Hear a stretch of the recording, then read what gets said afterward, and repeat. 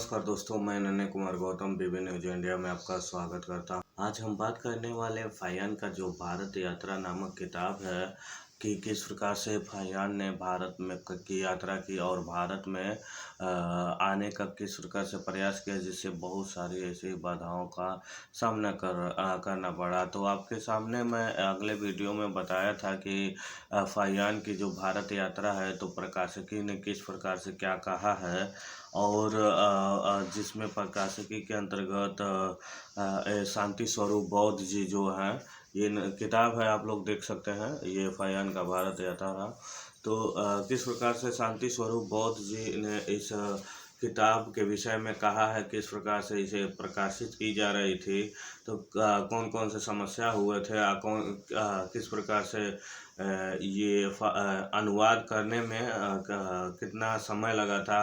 ये जो हमारे जगमोहन वर्मा जी हैं, किस प्रकार से जो चाइनीज भाषा में लिखी गई, चीनी भाषा में जो फाहियान की भारत यात्रा वृत्तांत लिखी गई थी, उस फाहियान के जो भी चीनी भाषा की अनुवाद करने में जो जगमोहन वर्मा जी का जो योगदान है वो कहीं ना कहीं काबिले तारीफ है।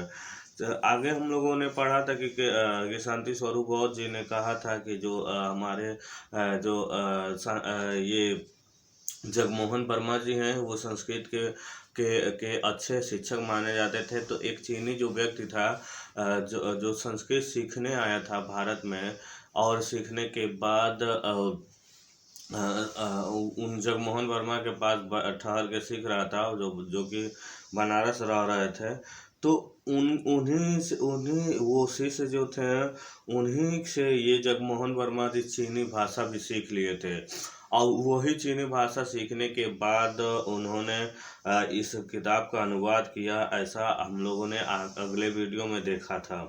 आज हम जानेंगे कि केवल यही किताब जगमोहन वर्मा जी अनुवाद नहीं की हैं, इसके अलावा एक और किताब का अनुवाद किए हैं जिसका नाम है चीनी बौद्ध यात्री शेन यांग नामक किताब का भी अनुवाद किए हैं।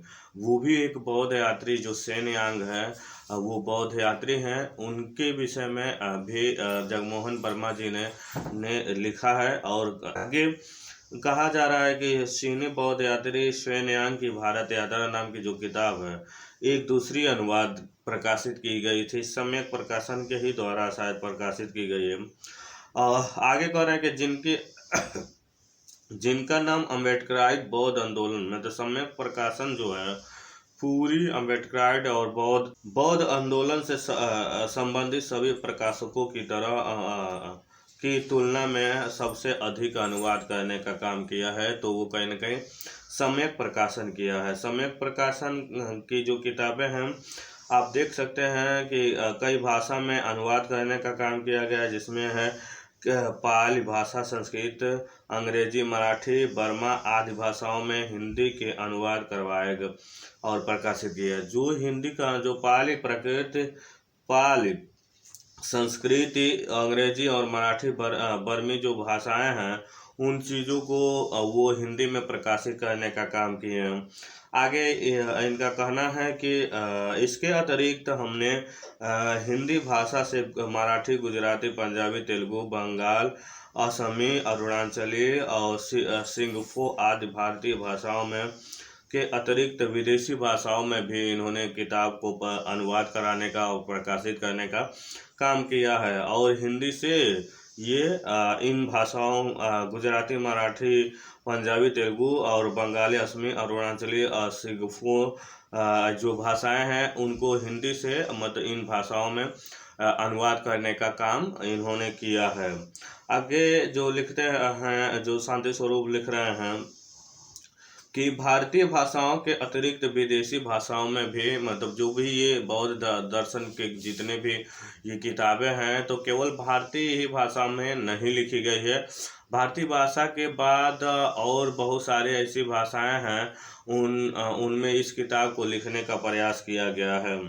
आगे ये लिख रहा है कि अंग्रेजी, सिंहली, नेपाली और बर्मा भाषाओं में भी 100 के करीब बौद्ध ग्रंथों का अनुवाद प्रकाशित किया गया है। सोचिए कि मतलब भारतीय के ही केवल भाषा में नहीं ये इन्होंने किताबों का अनुवाद किया है। ये विदेशी अंग्रेजी, सिंहल, नेपाली जो भाषाएं हैं उनमें 100 से अधिक किताबें कहीं ना कहीं प्रकाशित किया है अनुवाद करके। तो ये कहीं ना कहीं बौद्ध समाज के लिए या जो बुद्धिज्म से जुड़े हुए लोग हैं उनके लिए ये बहुत बड़ी बात है। और इनकी तमाम ऐसे जो किताबें जो सम्यक प्रकाशन द्वारा छापी जाती है या सम्यक प्रकाशन द्वारा जो भी किताबें आप लोगों के समक्ष मिलता है तो उन किताबों को पढ़िए और पढ़कर तमाम ऐसी जो भी बातें जो कही जाती है सम्यक प्रकाशन के द्वारा और जितने भी अनुवाद है तो कहीं ना कहीं ये बुद्धिज्म और अम्बेडकराइट जो भी आंदोलन है उसके आधार पे ही किताबों का वो छापने का काम करती है। और अम्बेडकराइट और ये क्या कहते हैं बुद्धिज्म से जुड़ी हुई बहुत सारी ऐसी जो सम्यक प्रकाशन किताब छापने का काम करती है। आगे कह रहे हैं शांति स्वरूप भारत की प्राचीनतम भाषा पाली और संस्कृत के अनुवाद करने के साथ साथ भाषाओं के स्वतंत्र ग्रंथ लिखने का कार्य भी की गई है। मतलब जो ये अनुवाद करने के बाद भी जो भी मतलब ग्रंथ लिखी गई है तो कहीं ना कहीं लेखन के ग्रंथ के लेखन के कार्य में मतलब स्वतंत्रता को दिखाने का काम की गई है। अगर स्वतंत्रता किसी भी किताब में नहीं दिखाई जाएगी तो कहीं ना कहीं उसमें मिलावट आना शुरू हो जाएगा।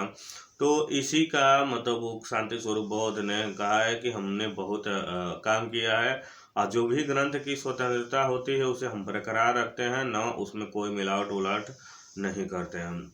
अगले इन्होंने जो पैराग्राफ में कहा है कि इसलिए हमारे पास यह प्रमाणित अनुभव है कि अनुवाद का कार्य करते समय एक अन्य संपादक करवाते समय किन किन कठिनाइयों का सामना पड़ा और कितनी पापड़ बेलना पड़ी, जबकि चीनी भाषा दुनिया की सबसे कठिन भाषा है। ये कह रहे हैं कि जिस प्रकार से इन किताबों का अनुवाद की गई, अनुवाद करते समय हमने बहुत समस्याओं से जूझा, क्योंकि अगर समस्याओं से जूझने का बात अगर आ रही है तो कहीं ना कहीं चीनी भाषा के द्वारा जो कहा जाता है कि चीनी भाषा दुनिया का सबसे कठिन भाषा होती है।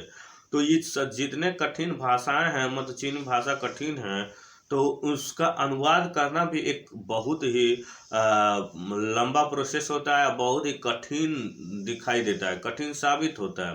तो उसी के विषय में शांति स्वरूप बौद्ध जी ने कहा है कि हिंदी भाषा में अनुवाद का जटिल कार्य संभव बनाकर माननीय जगमोहन वर्मा जी ने जिस कालजयी रचना का सृजन किया, यह कार्य हर दृष्टि से सराहनीय है। ये कह रहे हैं जगमोहन वर्मा जी ने जिस प्रकार से ये चीनी भाषा के जितने भी यात्रा वृत्तांत है उसको उन्होंने हिंदी भाषा में कन्वर्ट करने का काम किया। हिंदी भाषा में जब कन्वर्ट किए तो ये कहीं ना कहीं बौद्ध साहित्य और अम्बेडकराइट के जगत में कहीं ना कहीं एक बहुत ही बड़ा परिवर्तन है और ये कहीं ना कहीं जो कार्य है वो सराहनीय है। अगर इनके अगर ये नहीं होते हैं तो चीन भाषा के जो भी हमारे सामने बुद्धिज्म के ग्रंथ हैं वो हमको प्राप्त नहीं हो पाते हैं, न हम उसका अनुवाद कर पाते। तो ऐसा जगमोहन वर्मा के विषय में माननीय शांति स्वरूप बौद्ध जी कह रहे हैं। आगे कह रहा है कि हाल ही में हमने इस पुस्तक का एक प्रिंट देखा जिसमें दिल्ली के ही एक प्रकाशक ने प्रकाशित किया। इस पुस्तक को देखकर हमें बहुत ही आश्चर्य हुआ और खुद भी दुख भी हुआ। मतलब ये कह रहा है कि इसी तरह जो भी दिल्ली के जो प्रकाशक है, अन्य प्रिंटिंग जो प्रेस है, उन्होंने एक अनुवाद इसका भी किया और करते समय देखा कि बहुत सारे ऐसे जो उसमें चीज़ें थी वो संशोधित थी और तमाम ऐसे मिलावट करने का काम किया गया था और उसे मैं देखकर बहुत हैरान था और दुखित था। दुखित होने का कारण यह है कि इस दुख का कारण कॉपीराइट का कारण नहीं था, बल्कि यह था कि इस पुस्तक का प्रकाशन प्रथम बार करीब 100 वर्ष पूर्व 1918 में हुआ था। मतलब ये जो पुस्तक है चीनी बौद्ध यात्री फायान का भारत यात्रा, तो ये प्रथम बार जब अगर प्रकाशित हुई थी तो 1918 में ये प्रकाशित हुई थी। और प्रकाशित होने के बाद उन दिनों बौद्ध धर्म के संबंधित साहित्य और बौद्ध विद्या के विद्वान बहुत ही कम